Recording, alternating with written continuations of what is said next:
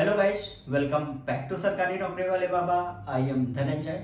जितने भी हमारे स्टूडेंट जो कॉम्पिटिटिव एग्जाम की तैयारी करते हैं, अक्सर मैंने देखा कि जैसे ही एग्जाम का नोटिफिकेशन आता है उसके बाद से वो एकदम से जाग जाते हैं और फिर वो तैयारी करने स्टार्ट करते हैं और फिर उनको लगता है अरे यार पढ़ाई में मन नहीं लग रहा, ये नहीं हो रहा। ऐसा कुछ भी आपको नहीं करना है। अगर आप सीरियस हो एग्जाम के लिए तो आपको अभी से ही प्रिपरेशन आपको करनी पड़ेगी। जितने भी स्टूडेंट जो सीरियस होते हैं वो अपनी एक टू डू लिस्ट बनाते हैं और उसी लिस्ट के हिसाब से वो अपने आप को ढाल लेते हैं और प्रिपरेशन करनी स्टार्ट कर देते हैं।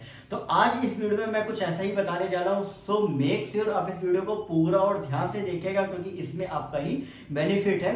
ठीक है, तो आपको सिर्फ मैं आपको एक सैंपल टू डू लिस्ट में बना के दिखाऊंगा और उसे अकॉर्डिंगली आपको अपनी एक टू डू लिस्ट बनानी है। क्योंकि आपको मैं बता दूं कि आपका मार्च लास्ट में आपका आरबीआई असिस्टेंट का एग्जाम है और अप्रैल के बाद से आपके सारे एग्जाम जो है वो आपके स्टार्ट होने चालू हो जाएंगे। क्योंकि SBI PO clerk, IBPS clerk, PO, RRB वगैरह के एग्जाम जो है वो आपके नोटिफिकेशन जो है वो अप्रैल बाद से आपके आने स्टार्ट हो जाएंगे। अगर आप अभी से प्रिपरेशन करते हो तो एग्जाम टाइम पे आपका लेवल इतना अच्छा होगा कि आप इजिली एग्जाम को क्रॉस कर लेंगे। क्योंकि आप बहुत सारी ऐसी चीजें होते हैं जो पढ़ चुके होते हो, ज्यादा से ज्यादा उस टाइम पे मॉक लगा रहे होते हैं। ठीक है, तो आज मैं आपको बताऊंगा कि किस तरीके से आपको अपनी टू डू लिस्ट बनानी है। आपको किसी की भी टू डू लिस्ट फॉलो करने की जरूरत नहीं होती। हर किसी की कंडीशन अलग होती है, हर किसी की अपनी प्रिपरेशन स्ट्रेटेजी अलग होती है। ठीक है, अगर आप बिगिनर्स हैं तो आपके लिए आप अपनी अलग बना सकते हैं। अगर आपको हो सकता है कि काफी सारी चीजें आती हैं तो उसके लिए आप अपनी एक अलग टू डू लिस्ट बना सकते हैं। ठीक है, तो यहाँ पे सिर्फ आपको कुछ नहीं करना है। अगर आपके पास डायरी है, ठीक है, तो डायरी में आपने देखा होगा कि वहां पर आपका डेली बेसिस पे आपको जैसे मान लो 1 दिसंबर का आपका अलग पेज है, ठीक है, 2 दिसंबर का आपके पास अलग पेज है। अगर आपके पास डायरी नहीं भी है तो मैं बता दूं कि एक पेज आप ऐसा बना लीजिए। ठीक है, और उस पेज में आपको सिर्फ क्या करना है, सिर्फ आपको एक डेली आपका जो रूटीन है उसको आपको पूरा लिखना है। ठीक है, और एक पेज दूसरा और करिए जिसमें आपका क्या होता है कि 1 मंथ का पूरा जो सिलेबस होता है, 1 मंथ में आपको क्या क्या चीजें पढ़नी है। देखिए होता क्या है कि एक चीज आप ध्यान कर लीजिए कि संडे जो आपका होता है वो कोशिश करिए कि रिवीजन पे पूरा रखिए। ठीक है, रिवीजन पे रखिए और ज्यादा से ज्यादा अपने आप को रेस्ट देने की कोशिश करिए। क्योंकि संडे में क्या होता है कि अगर आप अपने आप को रेस्ट देते हो और बाकी चीजें रिवाइज करते हो तो आपको सारी चीजें दिमाग में एक एक करके बुक के तरीके स्टोर हो जाती है। जैसे मान लीजिए लाइब्रेरी आपकी होती है, ठीक है, लाइब्रेरी एक मोटा मोटा एग्जांपल दे रहा हूँ। लाइब्रेरी में क्या होता है कि जब आप हर बुक को व्यवस्थित तरीके से रखते हो तभी आप उन बुक्स को ढूंढ पाते हो। यही माइंड का खेल है। माइंड में क्या होता है कि आप एकदम पढ़ते जा रहे हो, अगर आप उनको रिवाइज नहीं कर रहे हो तो आप रिवीजन क्या करता है कि जैसे बुक को क्या होता है लाइब्रेरी में आप एक सेफ प्लेस पे रख देते हैं, हमें रिकॉल करने में आसानी हो जाती है। रिवीजन सेम आपका ये पैटर्न करता है कि आपको चीजें जब आप रिकॉल करते हो तो रिवीजन में आपका ये चीजें आपको ध्यान आनी चालू हो जाती है, आपको सोचना नहीं पड़ता, आप डाउट में नहीं पड़ते। तो रिवीजन आपके लिए बहुत ही ज्यादा इंपॉर्टेंट है। ठीक है, और इस रिवीजन में आपको जो आपको आपने वीक में पढ़ा होता है उसी चीज को रिवाइज करना होता है। अब आपको प्लान करना होता है 6 डेज का। ठीक है, एक वीक में आपके 7 होते हैं संडे रिवीजन, बाकी 6 डेज का आपको प्लान करना है कि आपको किस किस तरीके से आपको डेली बेसिस पे आपको चीजें पढ़नी। मान लीजिए कि मैंने इस वीक में टारगेट किया कि मुझे इंग्लिश में क्या पढ़ना है, मैथ में क्या पढ़ना है और मैंने जीए में क्या पढ़ना है। ठीक है, इसके बाद फिर जो नेक्स्ट वीक आएगा उसमें टारगेट करना है। तो सबसे पहले आप क्या करिए कि 1 वीक का टारगेट करिए। डायरी है तो डायरी में आपका सेक्शंस बने होते हैं, मंथ में 4 वीक्स के अलग अलग। ठीक है, अगर आपके पास पेपर है तो पेपर में 1 वीक का पहले आप बना के आप जहां पे सोते हो बस वहीं पे आप सामने कर लो, जिससे जब भी आप उठो तो आपके सामने वो चीज होनी चाहिए। क्योंकि जब आप सुबह उठते हो और जो 5 मिनट की जो आप नैप लेते हो, जब कहते हो कि नहीं मुझे 5 मिनट सोना, उस 5 मिनट में आपको कुछ नहीं करना है, सिर्फ ये चीज ध्यान करनी है कि आज के पूरे दिन में हमें क्या क्या करना है।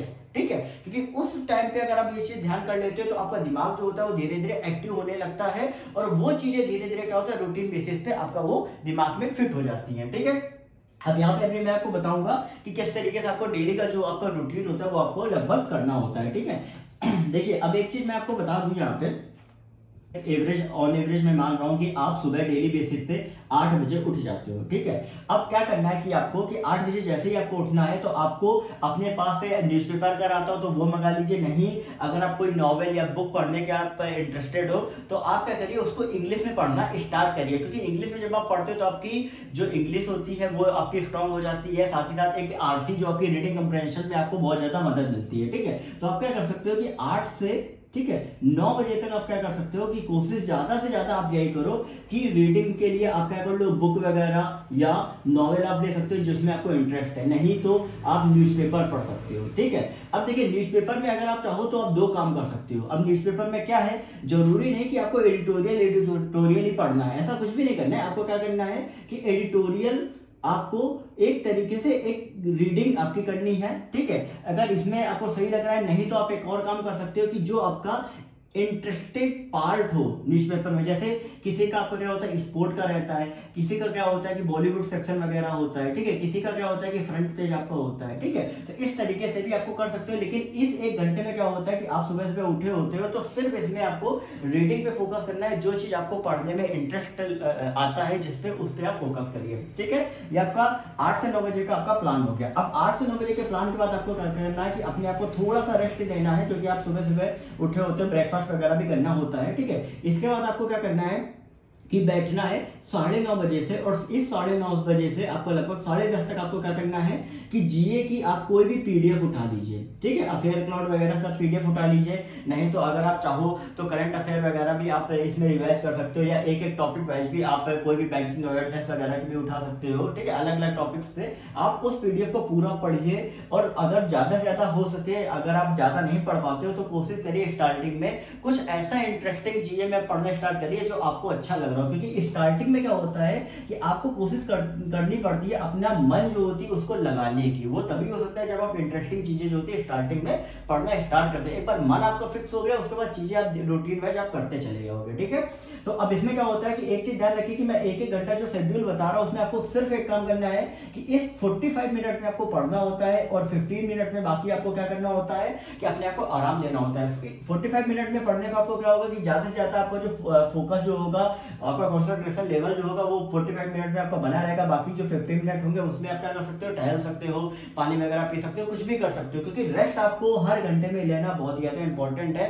क्योंकि जब आप इसी चीज को लगातार पढ़ते रहते हो तो दिमाग क्या होता है, थक जाता है। तो दिमाग को थोड़ा सा आपको एक ऑक्सीजन ओपन एयर आपको मिलनी चाहिए, और ज्यादा से ज्यादा कोशिश करो जिसके यहाँ पेड़ वगैरह हो तो ओपन में आप पढ़ो, क्योंकि जितना ज्यादा आपको ऑक्सीजन लेवल ज्यादा होता है उतना आपका दिमाग जो होता है वो बहुत अच्छा काम करता है, ठीक है। अब यहाँ से 9:30 से 10:30 की मैंने आपको बात बता दी, रूटीन नोट करते जाइएगा और उसी अकॉर्डिंगली आप अपना रूटीन फिक्स कर सकते हैं किस तरीके से आपको करना है, ठीक है। अब यहाँ पे मैं बताऊं तो कि 11 बजे से आपको क्या करना है, कोशिश करनी है 2 बजे तक, ठीक है।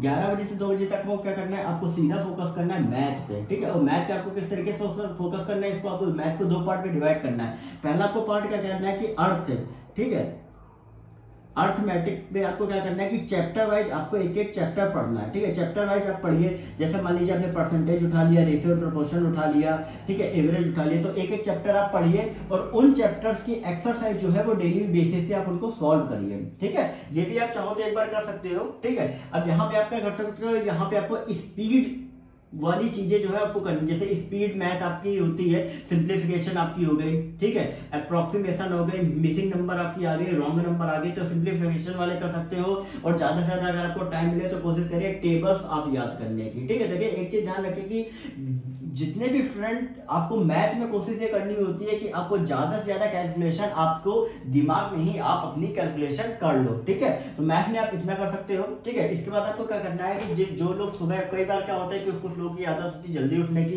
कुछ लोग क्या होते हैं देर से उठते हैं, तो जो जल्दी उठते हैं वो क्या कर सकते हैं, वो एक पावर नैप ले सकते हैं, ठीक है। आपको ज्यादा नहीं सोना है, क्योंकि कई बार क्या होता है आप सो जाते हो फिर शरीर आलस में आ जाता है। आपको सिर्फ क्या करना है कि 1 घंटे की क्या करनी है, पावर नैप लेनी है, ठीक है। पावर नैप लेनी है, और उस 1 घंटे में आप क्या कर सकते हो, खाना वगैरह खा सकते हो। और बाकी पावर नैप में क्या होता है कि अगर आपने आधा घंटा भी सो लिया ना, that is sufficient for you, ठीक है।